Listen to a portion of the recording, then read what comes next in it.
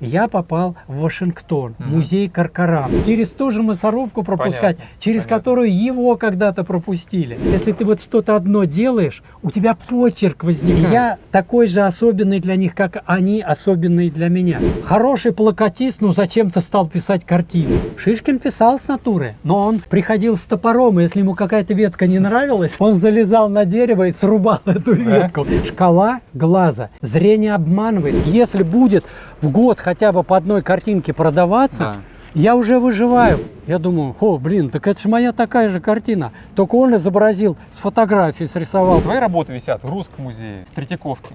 Почему это не отражается никак на твоей жизни?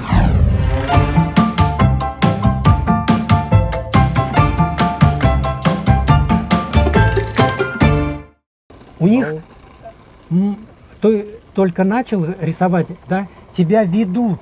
Галерея тебя выращивает. Понятно. И ты не можешь сразу сделаться известным большим художником. Вот там, например, есть такие художники, как Кастаби, да, или там тот же Уорхол. Как он вырос, если ты его историю почитаешь, вот, как он вообще произошел в искусстве, с чего он начал. Это да, но твои картины продавали за хорошую цену. Вот в чем дело. Тебя не надо было растить. Ты уже был в тот моменте интересен. И при этом тебя... Да. То есть он должен был эту полторы взять как комиссию себе, а не наоборот. Ну, извини, он считал себя оправданным тем, что он хоть соблаговолил такой шанс то, что нам ты сказал предоставить. про аренду, тут все понятно, человек. Да, они стригли, понятно. как бы сказать. Да, понятно. Так всегда бывает. Кофе налил, ой, это за пакетики заплати. Да, вот вчера как раз рассказывали про Турцию, про Египет, да, как там наших обрабатывают вот местные всякие дельцы. То есть как тебя облапошивают. И там русских очень любят, потому что это люди доверчивые. Да. И они как бы сказать... одно дело турист, а другое дело человек, который, ну, не знаю, художник, творец, который вообще уникум. Да, Один из 500 поступил в Строгановской, то есть прошел такую мы школу. там были такие же туристы, потому что... Это очень обидно, это прям вот Нет, такая большая обидно. несправедливость. Но это интересный Извини, что я опыт. зацепился за это. Нет, Павел, но это просто интересный опыт. Через это мне и открылся как бы устройство того, как человек пребывает на этой земле. Понятно. Вот он побыл здесь, вот он адаптировался там, и теперь он соотечественником будет через ту же мясорубку пропускать, через которую его когда-то пропустили. Это неизбежный опыт. Это люди, которые не приехали там, как бы сказать, как Пушкин какой-нибудь или кто-то, да? Вот он приехал. Я думаю, с ним так же творить искусство, да? С ним так же вы поступили. Но он, такие ребята. Он как бы не для того приехал. Он приехал, чтобы устроить свою жизнь. То есть туда едут кто? Самые деловые, самые оборотистые, самые подготовленные. Ты поехал, ты был таким же. Ты все равно поехал. Это огромные там все эти визы, мизы. Я же представляю, что это было в 1988 году. Да, но это самое... убийца было попасть. Ну, нас-то как бы пригласили уже. Я же Ты уже через это сито прошел. Первая поездка была. Мы по 2 человека ехали на открытие в каждом городе. Я вот, например, ехал Мизиана. Я в каждый город ездила по 2 художника на открытие. Я попал в Вашингтон, музей Коркоран. Это национальная галерея, где Леонардо висит. И вот там выставка эта проходила 10+10. Потому что вот эти американские художники, которые участвовали в этой выставке, это самые топовые молодые художники были, у которых уже были цены на картины. Росс Блэкнер, который там участвовал, он в Сонабант выставлялся, это напротив галереи Кастелли. Кастелли — это вообще человек, который создал галерист. Он итальянец по нации. Он создал современное искусство. У него начинали Стелла, Раушенберг, Розенквист, вот все ведущие, вот Уорхол. Он создал современное искусство Америки. Потому что когда первые нефтяные деньги, богачи появились, он поехал в Европу. Модельяне сначала, там Сезанов этих привез, показал современное искусство Европы и озадачился, что надо создавать современное американское искусство. И вот тогда он как раз создал первые галереи, первые выставки и стал богачей В Метрополитене там же целое крыло есть американского Да, искусства. да. И он стал всех вот этих богачей раскручивать на современное искусство. И они стали покупать вот этих всех перечисленных художников. Полока, да? Вот, Полока, всех, да, все вот эти вот, Мгм. это все Костелли создал первый, вот он все это. И я, кстати, был у него на приеме однажды. Он Я, смотрел твои картины? я пошел к нему, записался на прием. Сколько ему лет было? Костелли, ну, где-то года за 2 или 3 перед смертью. Сколько ему было? Ему было где-то за 50, а может 60. А, он молодой. Ну, он так свежо выглядел, ну, естественно. Капиталисты не дают себе, Стареть. они должны выглядеть, да. Сорос вон как это, сколько он там, 7 операций сердца сменил. Так вот, Костелли, я ему принес свою книжку, он полистал ее и говорит, знаете, вы хороший художник, мощный, энергичный, но моя галерейная политика не позволит мне с вами работать. Идите к Фельдману, Мгм. которые работали с Комаром и Меламидом. Мгм. Он занимался русским искусством. Самые лучшие русские художники были у Фельдмана. Вот Комар, Меламид, эти там и остальные, и же с ними, да. Вот они все выставлялись у Фельдмана. Если вас Фельдман возьмет, вот это будет лучшее, что вы здесь можете, как бы сказать. На Хамкин это считалось такая, как бы, это коммерческая галерея. А Костелли – это национальная культурная политика, которая Мгм, вырабатывалась для американского искусства критерии.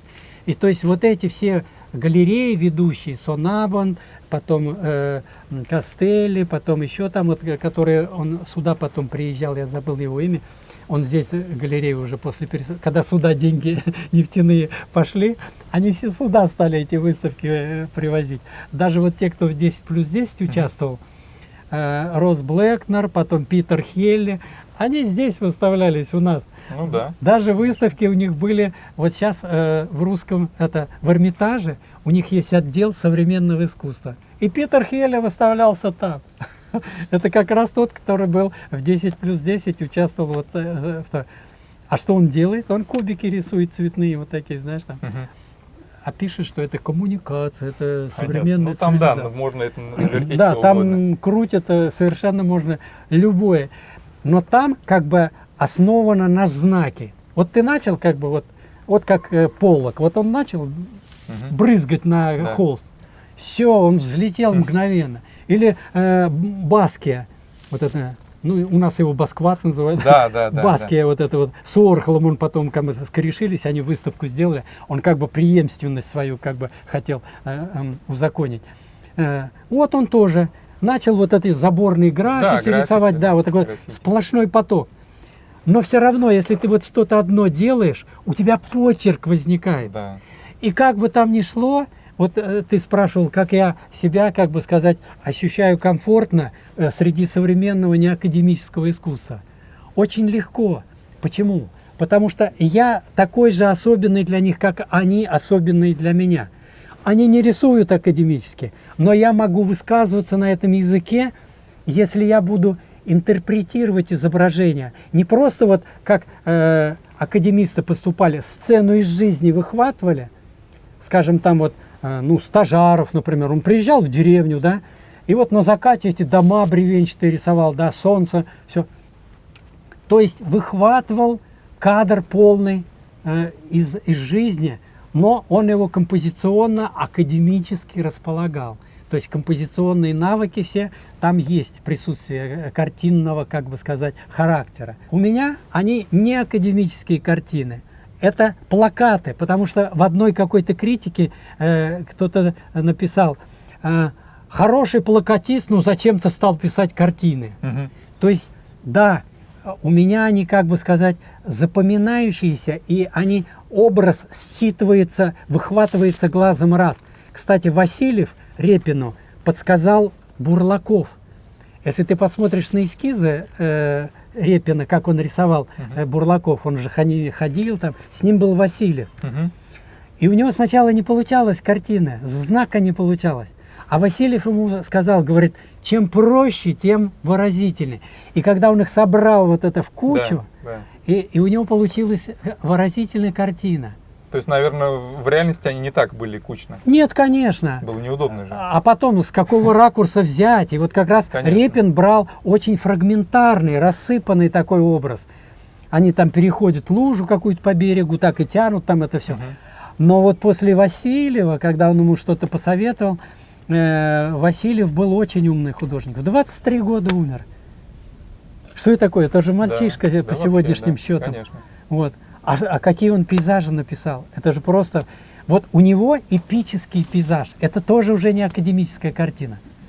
И даже Левитан, он не писал с натуры своих картин. Он писал, изучал какой-то мотив, но он его обрабатывал до выразительности уже вот этой вот плакатности. Потому что «Над вечным покоем» это не картина с натуры. Это да, Да. конечно. И даже его вот эта «Золотая осень» это тоже не картина с натуры. Она отличается от пейзажной вот этой Это вот Беруля, образ, Белыницкий конечно. там, или там взять Ромадина там, например, или там Васнецова или Шишкина. Шишкин это... Шишкин писал с натуры, но он приходил с топором, и если ему какая-то ветка не нравилась, он залезал на дерево и срубал эту ветку. Да. Легенда, наверное. Ну, может, и легенда, но похоже на правду, но да. он был настолько точный глаз у него был, вот Да. он и Верещагин. Это были два, можно сказать, натуралиста, доводившие до фотореализма свои картины. Если ты вот пойдешь в Верещагина, Верещагин, посмотришь, да, очень всегда впечатляет. это просто фантастика. Это как будто слайд ты смотришь цветной, а не картину. Там настолько цветоносно и настолько Ну да, подлинно анатомический и воздушная перспектива, цветоносность. Просто поразительно, что за глаз был. У него глаз как фотообъектив был. Он просто, вот, знаешь, досконально, вот как бы сказать, настолько был поставлен глаз относительно тональности, потому что шкала глаза зрение обманывает. Почему вот академизм осваивают и не каждый, даже пятый? Потому что академизм настоящий, как бы, когда ты глаз настолько натренировал, глаз нас заблуждает. Потому что когда ты с натуры пишешь, и ты смотришь в какое-то одно место, глаз твой адаптируется вот к этому месту. Ты глаз рисуешь, и ты его вытюкиваешь, и ты тонально пережимаешь относительно целого портрета. То есть зрение нас обманывает. И пока ты не выработаешь контроль сознания, Выравнивание, так да, сказать, целостность вот эту сохранять. Вот у Верещагина эта целостность до абсолюта доведена. Я не знаю лучшего, как бы сказать, натуралиста, вот в этом смысле, который бы мог вот так передавать натуру с таким подлинно почти объективным шкалой тона. Вот как раз фотографы знают, что такое. То есть вот эта тональная шкала, вот когда мы фотографию проявляем, например, ну когда-то проявляли, и вот ты окунул только, да, и там только началось это проявление фотографии. И тонально она все уже расставляет, и ты уже читаешь общее изображение. А потом она начинает в тоне набирать и погружаться в темный диапазон. И даже цвета, и только блики остаются белыми. Но потом и они тонально уже не чисто белые. насыщаются. Да, насыщаются вот этим тоном. Так вот, сознание художника, чтобы вот это научиться управлять и вот так оставлять в той тональности, которая ему выгодна для считывания смысла картины. Вот это уже высший пилотаж. А этим даже после института далеко не все овладевают этим. Ну да, на это же тоже нужно, да, внимание обратить. Это нужно специально этим озадачиваться. Вот Гальбейн довел портрет до высшего, когда перфектного состояния, высшего, как бы, которое можно в портрете. Потому что он настолько управлял тоном. Он делает портрет, а одежда, например, да, он ее настолько раскладывает, что издалека тебе кажется, что костюм весь черный, просто плоский силуэт. Но когда ты подойдешь, ты увидишь весь рельеф, вытюканная форма в пределах вот такого диапазона тона узкого. То есть самое светлое чуть отличается от самого темного, но форма вся вылепленная, объем весь. Вот это высший пилотаж владения тоном. То есть когда ты умышленно погружаешь в нужную тебе тональность изображения и делаешь композиционные фокусы, чтобы добиться своего как Веласкес, например, да, вот как у него выстроена пряхи, да, как у него выстроена картина «Сдача бреды», или что делал Джотто со своими композициями. То есть это умышленное владение высшим мастерством художника, когда ты делаешь, что ты захочешь. Ты тона добиваешься, ритма, условности любой, и ты в конце добиваешься наивысшей выразительности замысла. И только если мозг у тебя, как у Гои, там, например, да, то есть условность, управляемая разумом, вот это уже высшее искусство. Тебя можно как песню слушать. Очень.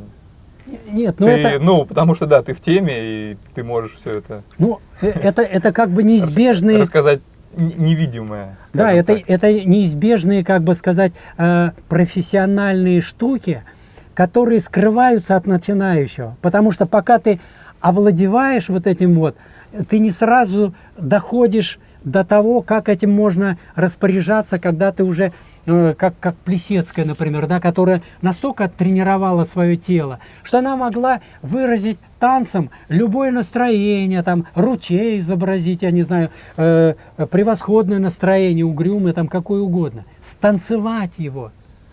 Вот это вот как раз профессионализм. Или, например, Мария Каллас, когда я слушал интервью с Марией Каллас, да, как она судит о всем устройстве мира.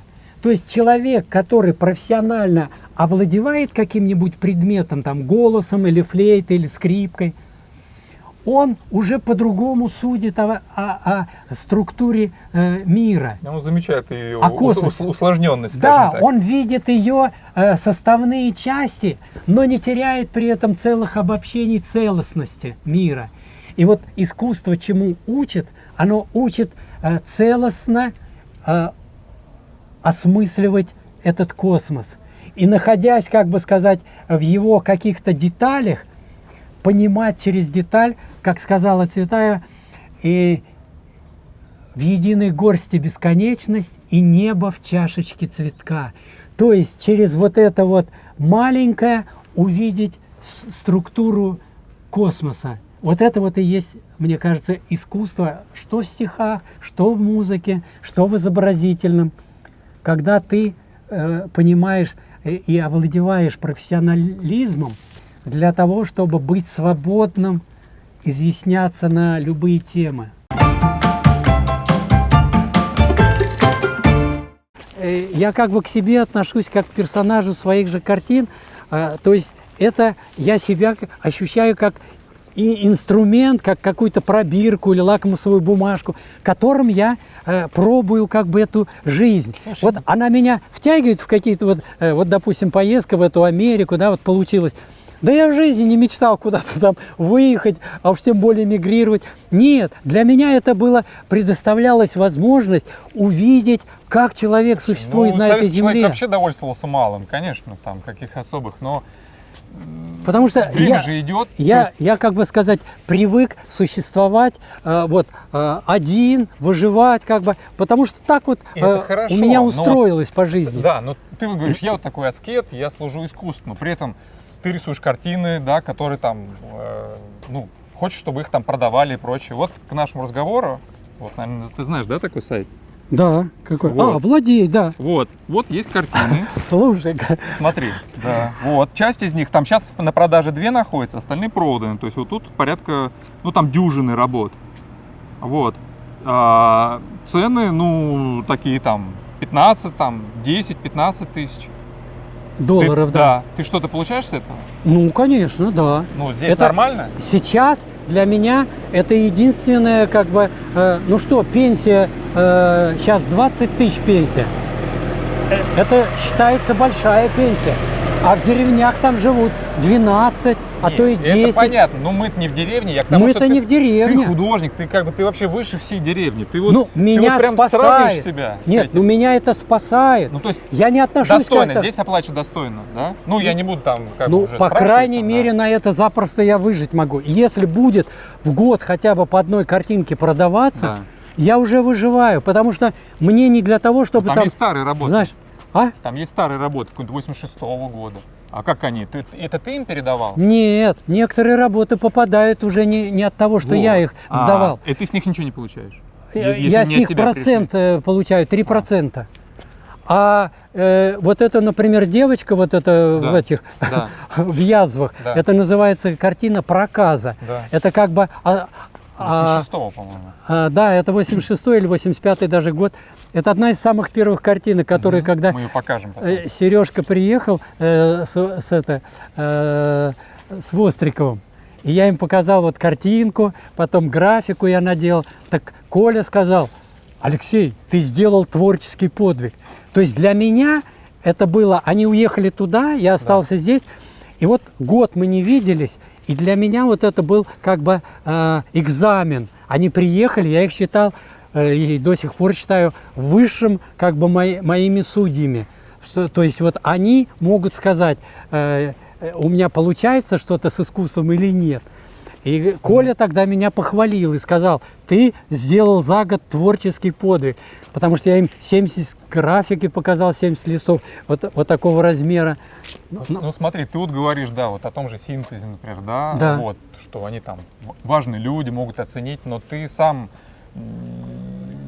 ну, не входишь ни в какие, ни объединения, и, в общем-то, держишься сам по себе. Да, потому что, знаешь почему? Что за характер? А это дело не в том, а потому что, видишь, я, как сказать, по способу своего творчества, по приемам, как бы по тому, как я выстроил картину, потому что я закончил монументальный, я поступил после Строгановки сразу в монументальный вот этот комбинат.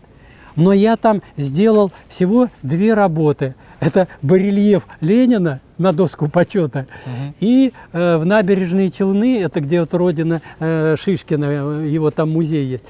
И там сделал вот 2 росписи, 3×6, вот, 2 росписи для холла столовой.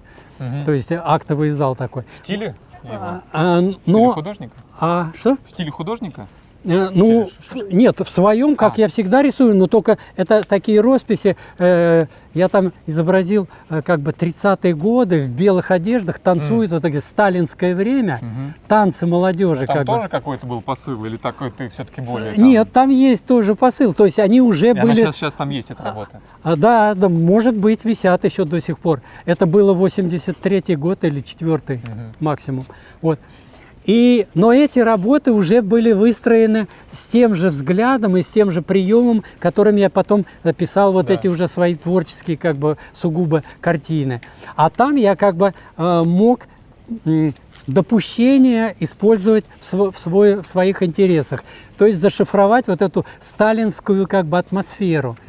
Такие угрюмые леса и со скульптурами белыми, знаешь, там вот этих плавчик ставили, там вот это вот. Но в них все равно, если их поместить в такую, как сказать, обстановку парка, то они уже выражают вот эту вот настороженность и вот это вот время, как бы сказать, показное белой скульптуры, но при этом как бы мрак кругом окружает и довольно, как сказать, тревожную обстановку такую выражают. Так что в них я уже как раз пробовал, как я буду писать картины, как это будет выглядеть в размерах и все. И потом, когда уже я написал вот эту первую картину, свои вот воспоминания ветеранов, 2 метра на 4,70. Вот такая первая картинка. Я собрал сколько есть, вот я преподавал детишкам, потому что жить было негде.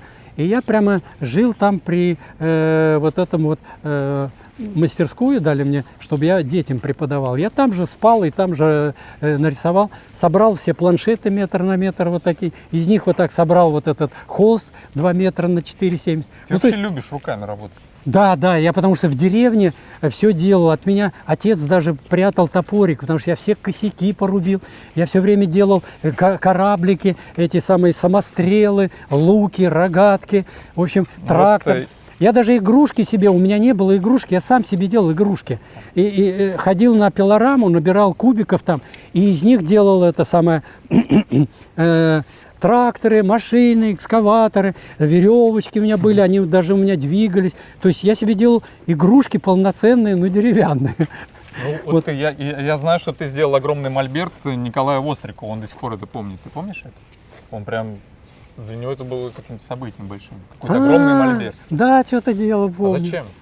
Ну, просто, понимаешь, я люблю... Хотел ему что-то как-то воздать ему? Или что? Нет, нет, дело не в этом, а просто, понимаешь, ему Огромная нужен был работа. мольберт, а мне нравится работать физически. То Ну есть да. художник должен для разрядки... Я даже в Америке скульптурой занялся именно от того, что надо физически что-то Но ты делать. мог бы все эти... Вот тебе вообще не жалко, что ты столько времени тратил на других людей? Ты мог Нет, бы для нет, себя нет, делать нет. мольберт, для себя делать. То есть Нет, больше. ну я себе и делал мольберты. Я всегда делал. Я даже 100 себе, один другому, да? Я даже вот это, когда в Пензе жил, да, и вот эти все квартиры 13, которые я там сменил, я всегда спал на досках, вот это двери с помойки брал, Мгм. накрывал их там какими-нибудь это Да. легкими тканями там, и все, и спал. Во-первых, полезно, Да. во-вторых, это всегда Суворов. быт устроить, да, это просто 2 дня, и у тебя уже есть быт. Я жил в одной квартире, это подвал был такой, да, и это было старинное здание, 3 метра толщины стены. Продолбил? Нет, а просто подвал был сырой, и я вбил гвоздики вот так вот в стенку и натянул пружину от плитки Так, электрической. Так. И просушил? Нет, я через неделю сбежал, потому что А, парить начало, конечно. а впитывает это новую Да, воду. да, да, И оно она же стало не- парить, я Конечно, там стал там баня, задыхаться от конечно. пара. И я думаю, нет, квартира долго не прослужит, Да не, ну, пора менять. Конечно, там грибки. О, там что-то если бы вот это описать, как какие я квартиры поселил и какие были персонажи, это просто фантастика. Так что руками и вообще вот эти разрядки физические обязательно должны быть. Потому что вот космонавты стрессы от одиночества, они как сбивают? Они работают физически. Вот эти спортивные залы для чего сейчас посещает много вот этих современных людей? Это тоже от стресса спасаются. В Америке там все вообще вот это бегают все время. Не от того, что только лечиться там дорого, а еще от того, что физически вот это через пот, это стресс снимается. И А что, мозг... у тебя много стресса? Нет, ну жизнь-то вообще все равно она напряженная. Не только потому, что я там переживаю за что-то или меня придавило чем-то, нет. А просто сама жизнь очень напряженная. Просто выживать как бы вот в атмосфере там той же вот советской власти было. Все равно это напряжение социальное.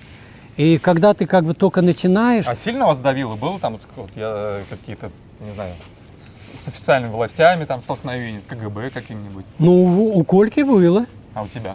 У меня нет, у меня что? У меня только вот в самом начале там немножко картинки снимали, какие-то на выставке не пускали. Неправильные картины. Ну да, слишком какие-то они. Вот, например, там Молчанов был такой, передача была после полуночи такая. Да. Не помнишь ты или нет? Помню. Вот. У него жена была Консуэлла. Знаешь так? Мгм. Вот. И он вел вот эту передачу после полуночи. И как-то раз вот они пришли на этот же Фурман, и там все ходили, знаешь, экзотическое место было. Да. И он устроил передачу и пригласил нас несколько человек вот картины показать. Мгм. И картину мою с головами правительства, вот она в 10+10 участвовала, Да. а он ее не показал, хотя я ее сдавал. Она 2 на 2 метра, Да. и как бы сказать, и там изображено как кристаллическая решетка, расположена вот так в геометрическом порядке, головы вот этого последнего правительства советского. Ага. А за ним все Да. усыпано головами, уменьшающимся. Да, Это тоже да, как да. очередь, но только в глубину, Ну, как бы. ты вообще любил вот эту, да. Да, то есть ты бесконечность вот эту изобразить. Потому что мне очень нравилось, как бы сказать, вот эта вот перспектива само как бы устройство зрения, что мы удаляющиеся предметы видим маленькими. Что вот я пальцем могу Луну заслонить. Да, да. Понимаешь? И вот это вот феномен как бы зрения сам по себе, и то, что мы как бы вот перспективой этой пользуемся, да, оно само по себе уже какой-то уникальный способ отобразить мир. И поэтому вот как бы сказать, мне все время эта идея нравилась, потому что изображая что-то на картине, да, мы помещаем на переднем плане что-то, да, а что-то туда дальше. предмет совсем может исчезнуть.